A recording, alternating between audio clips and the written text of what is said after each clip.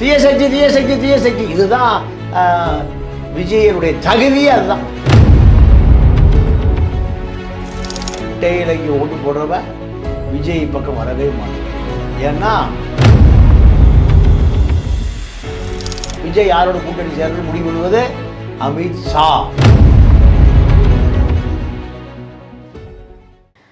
நேர்களுக்கு வணக்கம். இன்றைய நேர்காணலில் நம்மோடு இணைந்திருக்கிறார் மூத்த பத்திரிகையாளர் திரு பாண்டியன் அவர்கள். வாருங்கள் பேசுவோம். வணக்கம் சார். வணக்கம் சார். இன்றைய தினம் விஜய் அவர்களுடைய பேச்சு தான் வந்துட்டு பயங்கர வைரலாக போயிட்டு இருக்கு. தீய சக்தி திமுக அப்படின்னு பகிரங்கமாக வந்து பேசியிருக்கிறார். இந்த இது எப்படி பார்க்குறீங்க? இல்லை, இதுதான் இன்றைக்கு ஒரு அரசியல் கட்சி வளருவதற்கான தகுதியே அதுதான். திமுகவை எதிர்த்து தான் எம்ஜிஆர் வளர்ந்தார். எம்ஜிஆருடைய அரசியலை எம்ஜிஆர் உடைய முழு கொள்கை, அதிமுகவுடைய முழு கொள்கையே கருணாநிதியை நேரடியாக எதிர்ப்பது தான். அதில் தான் அதிமுக நிலை பெற்று நின்றது. அடுத்து எம்ஜிஆருடைய மறைவுக்கு பிறகு அதே வேலையை ஜெயலலிதா செய்தார். ஜெயலலிதா சொன்ன வார்த்தை தான் அந்த தீய சக்தி. எம்ஜிஆர் அரசியல் ரீதியாக பாதிக்கப்பட்டார், ஜெயலலிதா சொந்த வாழ்க்கையிலே பாதிக்கப்பட்டார். அப்போ அவர் அந்த உணர்ச்சி தான் தன்னுடைய தாய் மரணத்திற்கு பின்னால் நீங்கள் கருணாநிதி இருந்தார், அதுதான் தீய சக்தி என்று சொல்லி நீங்கள் தன்னுடைய உணர்ச்சியை கட்டுப்படுத்தாமல் சொல்லுவதற்கு அதுதான் காரணம். முதல்ல சட்டசபையில் ஜெயலலிதா கருணாநிதியை பார்த்த பிறகு நீங்கள் கடுமையான வார்த்தையை பயன்படுத்துவதற்கு காரணம் தனிப்பட்ட வாழ்க்கையில் பாதிக்கப்பட்டார். அதுதான் ஜெயலலிதா மரணமடைகிற வர இருந்தது. அதற்கு பிறகு வைகோபாலசாமி வந்தார். அவருடைய கொள்கை என்ன? கருணாநிதி எதிர்ப்பது தான். வைகோவுடைய கட்சியை நீங்கள் திமுகவிலிருந்து மாவட்ட செயலாளர் பாதி பேர் உடச்சி வெளியே வந்தான். கருணாநிதியை பிடிக்காமல் திமுகவில் இருந்தவர்கள் தான் வைகோ பின்னாடி வந்தான். கருணாநிதியை பிடிக்காமல் கருணாநிதியோடு இருந்தவர்கள் தான் எம்ஜிஆரோடு வந்தார்கள், ஜெயலலிதாட்ட போனார்கள். இப்படியெல்லாம் பல வரலாறு இருக்குது. இது ஒரு 50 ஆண்டு கால வரலாறு. அதற்கு பிறகு நீங்கள் விஜயகாந்த் எப்படி வந்தார்? கருணாநிதி தீய சக்தி, கருணாநிதி தீய சக்தி, கருணாநிதி எதிர்ப்பதான் என்னுடைய பிரதான வேலை, அதிமுக எதிர்ப்பதல்ல. விஜயகாந்துடைய அரசியலை திமுகவை எதிர்ப்பதுதான். 29 சட்டமன்ற உறுப்பினர் எதிர்கட்சி தலைவராக வருவதற்கு தகுதியே கருணாநிதி எதிர்ப்பது தான். ஸோ அப்போ கருணாநிதி எதிர்த்தோம், திமுகவை எதிர்த்துட்டோம் அப்படின்னாலுமே வந்துட்டு அரசியலில் ஒரு பெரிய மையப்பள்ளியாக மாறிடலாமா? கண்டிப்பாக மாறிடலாம். ஏன்னா அவ்வளவு வெறுப்பு திமுக மேலே இருக்கு மக்களுக்கு. அப்புறம் எப்படி ஜெயிக்கிறாங்க? ஜெயிப்பது என்பது வேறு, தோற்பது என்பது வேறு. ஜெயலலிதாவை தோத்து போயிட்டார, டெபாசிட்டே போச்சு. 96 40க்கு 40 ஜெயிச்சிருக்காங்களே சார். மக்கள் ஆதரவு திமுக எம்பி எலெக்ஷன்ல 40க்கு 40 ஜெயிச்சிருக்காங்க. இன்னைக்கு ஆட்சி அதிகாரத்துல இருக்காங்க. மக்கள் ஓட்டு போடாம அவங்களா வந்துட்டாங்களா? இல்லை, இதே திமுக சட்டசபையில் ஒரே ஒரு கருணாநிதி மட்டும் வந்தார். அன்னைக்கு எங்கே போனாங்க இந்த மக்கள்? ஒரே ஒருத்தர் தான் சட்டசபையில் வந்தார். ஜெயலலிதாவுக்கு பயந்து கொண்டு சட்டசபையில் வருவதே நிறுத்தி விட்டார். வந்து கைது போட்டு அப்படியே போயிடுவார். அன்னைக்கு இந்த மக்கள் எங்கே போனாங்க சொல்லுங்க? மக்களை பொறுத்தவரை திமுக எதிர்ப்பு ஜெயலலிதாவுக்கு போகும், ஜெயலலிதா எதிர்ப்பு திமுகவுக்கு வரும். 2 திராவிட இயக்கங்களை எதிர்த்த விஜயகாந்த் வளர்ந்தார், 2 திராவிட இயக்கங்களை எதிர்த்த சீமான் வளர்ந்தார். 40 லட்சம் ஓட்டு எப்படி இப்போ வந்தது சீமானுக்கு? கருணாநிதி எதிர்த்து தான் வந்தது. இப்போ விஜய்க்கு 10% ஓட்டு, 60 லட்சம் பேர் வருவான்னு எதிர்பார்க்குறாங்க. இது தீய சக்தி தீய சக்தி தீய சக்தி, இதுதான் விஜயனுடைய தகுதியே. அதுதான். வேற அரசியல் சித்தாந்த கொள்கை கோட்பாடு, மது ஒழிப்பு, காவிரி தீர்ப்பு, கச்சத்தீவை மீட்பு, இலங்கை எதுவும் கிடையாது. எது தீய சக்தி திமுக, தீய சக்தி திமுக. இப்போ அது எடப்பாடியுடைய அரசியல் என்ன? அதுதான் விஜயை ஒரு தலைவனாக பார்ப்பதற்கான தகுதியை தீய சக்தி திமுக என்பது தான். இப்போ அடுத்து பார்த்தீங்க அப்படின்னா இப்போ பெரியாரை வந்துட்டு என்னோட கட்சி இதுவாக முன்மொழிஞ்சிட்டாரு. எம்ஜிஆரையும் சரி அண்ணாதுரை அவர்களும் சரி யாரும் வந்து உரிமை கொண்டாட முடியாது, அவங்க பொது சொத்தை நாங்களும் எடுத்துப்போம் அப்படின்னு சொல்லியிருக்காரு. இந்த மாதிரியான விஷயங்கள்லாம் பார்த்தீங்க அப்படின்னா எம்ஜிஆரையும் எடுத்துக்கிட்டாரு அண்ணாதுரையும் எடுத்துக்கிட்டாரு அப்படின்னும் போது அவர் அதிமுகவினுடைய ஓட்டுக்களை வந்து கவர்வதற்காக இந்த மாதிரிலாம் பேசுகிறாரு அப்படின்றாங்களே சார். இல்லை, அதிமுக வாக்கெல்லாம் விஜய்க்கு வரவே வராது. ரெட்டை இலைக்கு ஓட்டு போடுறவன் விஜய் பக்கம் வரவே மாட்டான். ஏன்னா அதிமுக ஓட்டு என்பது அது ரெட்டை இலைக்கான ஓட்டு, எம்ஜிஆருக்கான ஓட்டு, ஜெயலலிதாவுக்கான ஓட்டு கூட கிடையாது. எம்ஜிஆர் தோற்கடிக்கப்பட்டதே இல்லை. 77 அடுத்த எம்ஜிஆர் ஆச்சே விஜய் தான். இல்லை, பல எம்ஜிஆர்கள் வந்துட்டாங்க. கருப்பு எம்ஜிஆர், சிகப்பு எம்ஜிஆர், வெள்ளை எம்ஜிஆர், மஞ்சள் எம்ஜிஆர், பல எம்ஜிஆர் வந்துட்டாங்க. ஆனால் ஒரு எம்ஜிஆர் ஆக முடியாது. எம்ஜிஆர் எலெக்ஷன் நின்னார், 77 ஜெயிச்சார், 80 ஜெயிச்சார், 84 ஆளே இல்லாமல் ஜெயிச்சார், 87 இறந்தார். எம்ஜிஆர் உயிரோடு இருக்கிற வரை தோல்வி என்பதே கிடையாது, ஓட்டுக்கு பணம் கொடுப்பது என்பதே கிடையாது. அதுதான் எம்ஜிஆர். அந்த எம்ஜிஆரை போல விஜய் வருவாரா? எம்ஜிஆருடைய சொத்துக்கள் பூரா காது கேளாதார், பள்ளி கண்ணு தெரியாத நாட்டு மக்களுக்காக எல்லாம் கொடுத்துட்டு இப்போ அங்கே லைட்டு போடுறதுக்கே ஆள் இல்லை. இங்கே ராமாவரம் தோட்டத்தில் மின்சார விளக்கே இல்லை, இருட்டாக கிடக்குது. அதுதான் எம்ஜிஆர். தன்னுடைய சொத்துக்களை பூரா மக்களோட கொடுத்துட்டு மக்களாக போயிட்டார். எம்ஜிஆர் எங்கே இருக்கார்? இப்போ சேரிகளில் இருக்கிறார். எம்ஜிஆருடைய நினைவு நாள் பிறந்த தினம் வந்தால் ஏழை பாலை உழைக்கிறவன், மூட்டை தூக்குற, வண்டி இழுக்கிறவன், கைவண்டி இழுக்கிறவன் அத்தனை பேரும் சொந்த செல்ல சுடஞ்சாமணி ஊதுபத்தி போட்டா வச்சு காலையிலிருந்து நான் ஆணையிட்டால் அது நடந்து விட்டால் ஒரு தேவன் என்றாலும் விடமாட்டேன் இப்படி பாட்டை இன்னைக்கு வரைக்கும் பாடிட்டு இருக்கான். அதுதான் எம்ஜிஆர் வாழ்கிறார். இப்போ எம்ஜிஆருடைய தூசிக்கு விஜய் வருவாரா? விஜய் எம்ஜிஆரை சொல்லலாம், அண்ணாவை சொல்லலாம், பெரியாரை சொல்லலாம். ஆனால் இதெல்லாம் வாக்கு வங்கி பெறுவதற்கு, மக்களை ஏமாற்றுவதற்கு இது பயன்படுமே தவிர எம்ஜிஆருடைய அரசியல். நீங்கள் ஈழ தேசிய தலைவர் பிரபாகரை எம்ஜிஆருக்கு முன்னால் அடங்கி ஒடுங்கி அமைதியாக நிற்பார். ஏன்? அவர் செய்த மாளாத உதவி, கோடிகளை கொட்டி கொடுத்தார். அவர் இருந்தால் பிரபாகரனை ஈழத்தினுடைய ஒரு ஜனாதிபதியாக, பிரதமராக, அதிபராக பார்த்துருப்பார். இதெல்லாம் வரலாறு எம்ஜிஆர். எம்ஜிஆருடைய மறைவுக்கு, ஜெயலலிதா மறைவுக்கு பிறகு எடப்பாடி முதலமைச்சராகிறது யார்? அந்த ரெட்டைகளை தான்.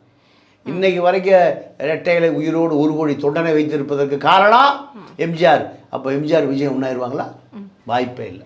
2026 அந்த தேர்தலுக்கு பிறகு பார்த்தீங்க அப்படின்னா திமுக கட்சியே இருக்காது, காணாமல் போயிடும் சொல்கிறார். உண்மையிலேயே எலெக்ஷனுக்கு அப்புறம் காணாமல் போகக்கூடிய கட்சி எதுவாக இருக்கும்னு நினைக்கிறீங்க? நீங்கள் அதிமுக திமுக 2 கட்சியுமே ஒரு வாக்கு வங்கியை வச்சிருக்கிற இயக்கம். திமுகவை இப்போ கட்டி காப்பது கிறித்துவ, முஸ்லீம், தலித்துக்கள் ஓட்டு தான். இல்லைன்னா திமுக 10%, 5% போயிடும். புது இளைஞர்களை ஈர்க்கக்கூடிய எந்த கொள்கையும் திமுக இல்லை, அதிமுக இல்லை. ஸோ இளைஞர்களை ஈர்ப்பதற்கு எங்கே எதுவுமே கிடையாது, எதுவுமே இல்லை. அதனால் அரசியலே தெரியாத இளைஞன் பூரா எங்கே போய் நிற்கிறான்? உங்கள் விஜய்னு அங்கே போய் நிற்கிறான். இதுதான் திராவிட இயக்கத்தினுடைய வீழ்ச்சி ஆரம்பிச்சிருச்சு. திராவிட இயக்கம், நீங்கள் திராவிட இயக்கத்தை எதிர்ப்பதற்கு இளைஞர்கள் பூரா எங்கே போகிறான்? விஜய்கிட்ட போகிறான். அவங்க ஒரு அரசியல் பக்குவம் இல்லாதவங்க. இன்னும் கொஞ்சம் பக்குவப்பட்டாங்க அப்படின்னா கள நிலவரம் தெரியும், உண்மை நிலவரம் தெரியும்னு சொல்கிறாங்க இல்லைங்க சார்? இல்லைம்மா, 40 வயசு ஆனவனுக்கு இப்போ அரசியல் தெரியறதில்லை, அரசியலில் போய் சேரல. அத்தனை பேர் பிஜேபி பின்னாடி போயிட்டுருக்கான். திராவிட இயக்கம் தந்தை பெரியாரால் ஆரம்பிக்கப்பட்ட இயக்கம் இப்போ எங்கே போயிட்டுருக்குது? பிஜேபிக்கு போயிட்டுருக்கான். பெரியார் தொண்டை பிஜேபி ஆகிட்டு இருக்கான். அப்போ அரசியலே போய் சேரலின்னு தான் அர்த்தம். அரசியலே மக்கள்கிட்ட தலித்த அம்பேத்கரை போய் சேர்ந்த அளவுக்கு பாஜக மக்கள்கிட்ட நெருங்கி வருது, அப்படி எடுத்துக்கலாம்ல? நெருங்கி வருது சொல்ல முடியாது. அதிகாரம் வேணுங்கிறவன் பூரா பாஜக போகிறான்.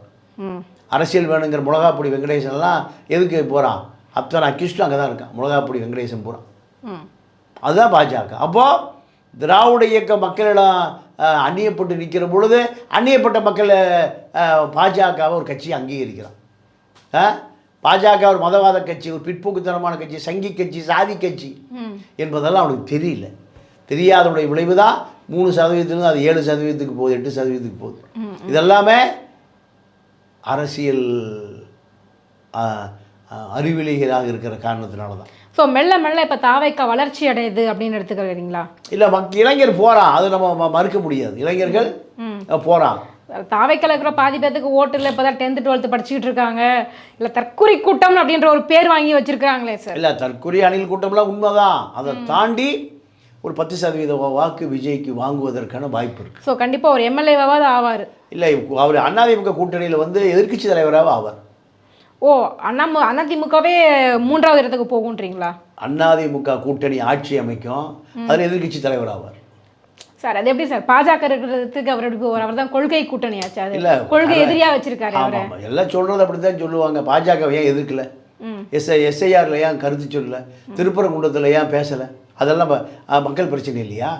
ஏன் அப்ப இதை கவனிப்பாங்கல்ல சார்? அப்ப பாஜகவுடைய ஒரு பி டீமாக வந்து விஜய் இருக்கிறாரு, அது எப்படி நம்பி ஓட்டு போட முடியும்? அந்த அளவுக்கு கூட மக்கள் யோசிக்க மாட்டாங்க. போய் 41 பேர் செத்து போகிறானே, யோசிச்சா போய் செத்துருப்பானா? யோசிக்கிற தன்மையே மக்கள்கிட்ட இல்லாத கூட்டம் தான் விஜய்க்கு பின்னாடி போகிற கூட்டம். அப்போ அப்படி இருக்கக்கூடிய பட்சத்தில் வந்துட்டு பார்த்தீங்க அப்படின்னா, அப்போ காம்ப்ரமைஸாக போயிடுவார் பாஜக கிட்ட. இப்போ காம்ப்ரமைஸாக போயிட்டாரு அப்படின்னாலுமே அப்புறம் மக்கள், எனக்கு திரும்ப திரும்ப இது ஒரு சந்தேகம் இருந்துகிட்டே இருக்குது. கொள்கை ரீதியான எதிரின்றதை பகிரங்கமாக சொல்லிட்டாரு அப்படின்னும் போது பாஜக இருக்கிற கூட்டணிக்கு போவாரா? அதிமுகவும் பாஜகவும் கூட்டணி உடையுமா? இந்த பக்கம் பார்த்தீங்க அப்படின்னா திமுக கூட்டணி உடைந்து அங்கிருந்து நிறைய பேர் தாவேக்கா கிட்ட போவாங்க அப்படின்னு சொல்கிறாங்க. இதில் எந்த கூற்று உண்மை சார்? எதுவுமே உண்மை இல்லை. திமுக கூட்டணி உடையாது. அதிமுக கூட்டணிக்குள்ள பாஜக வரும், விஜயும் வருவார். இல்லை, காங்கிரஸ் ஏதோ பேச்சுவார்த்தை நடத்திட்டு இருக்காங்க. காங்கிரஸ் 40 சீட்டு கிடைக்குமா பேச்சுவார்த்தை நடத்துகிறான்? இப்போ 40 சீட்டு ராகுல் காந்தி பிரதமர் ஆவதற்கு திமுக கொடுத்துருக்கு. எவ்வளவு? பாண்டிச்சேரி உட்பட 40 சீட். காங்கிரஸ் விஜய் 40 சீட் கொடுப்பாரா? 4 சீட் கூட கொடுக்க முடியாது. அப்போ இப்படி காங்கிரஸ், இதெல்லாம் மூடர்கள் முட்டாள்கள் சொல்லுகிற அரசியல் தத்துவம். வாய்ப்பே இல்லை.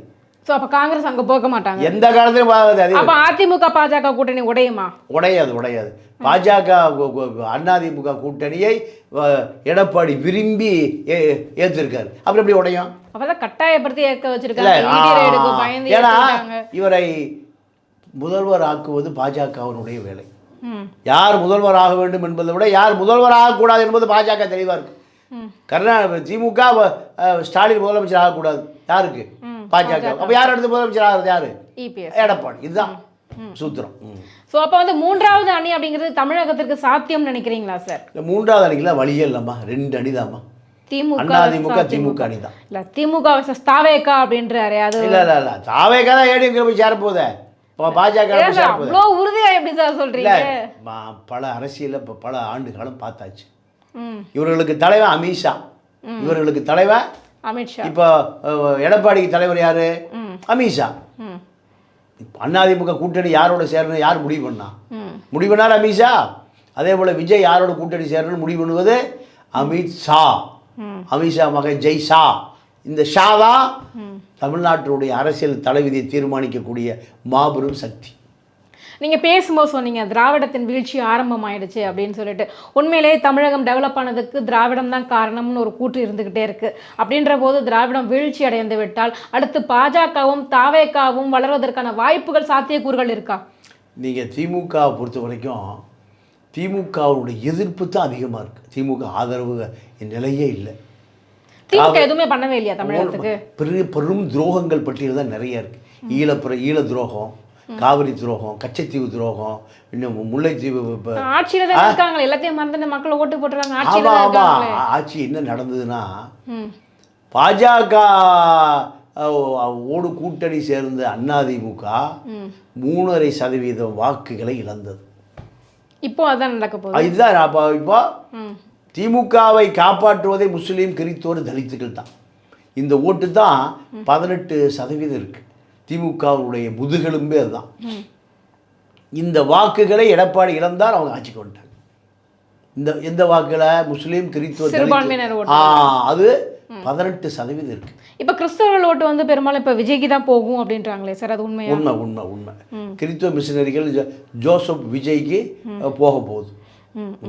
ஸோ இவருடைய இந்த தீவிரமான இந்த பிரச்சாரமானது, மக்கள் முன்னெடுப்புகளானது எந்த அளவுக்கு தேர்தலில் எதிரொலிக்கும் நினைக்கிறீங்க சார்? இல்லை, திமுக மீது அதிருப்தி அப்படியே விஜய்க்கு வாக்கா மாறுவதற்கு வாய்ப்பு. சீமானுடைய ஓட்டுக்கள் அப்படியே முழுசும் பிரிஞ்சிருன்றாங்க. ஆமாம், 100% உண்மை.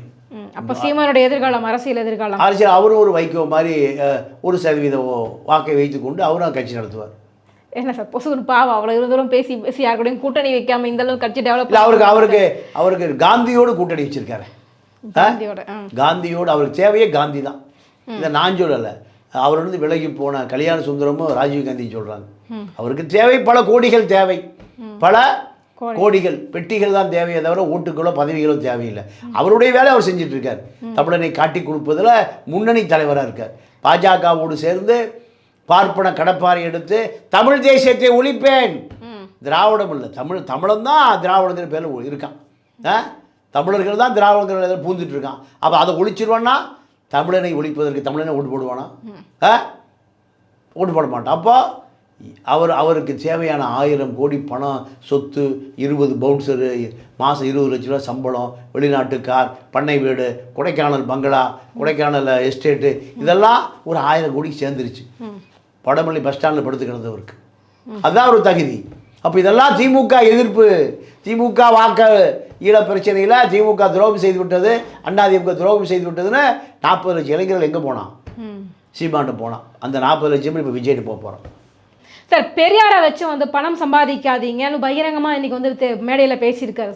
உண்மையிலேயே இன்னைக்கு பெரியாரை வச்சு தான் எல்லாம் சம்பாதிச்சுட்டு இருக்காங்களா அப்படின்னு பார்த்தா இவரும் இன்னைக்கு அந்த வார்த்தையை பேசியிருக்கிறாரு. இவரும் ஓட்டுக்காக தானே பேசியிருக்காரு. பெரியாருடைய சிஷ்யன் என்று சொல்லுகிற அண்ணாவே ஒழிச்சு பிடிச்சிட்டார். அண்ணாதான் பெரியாரை காலி செய்த ஒரு மோசடிக்காரன்.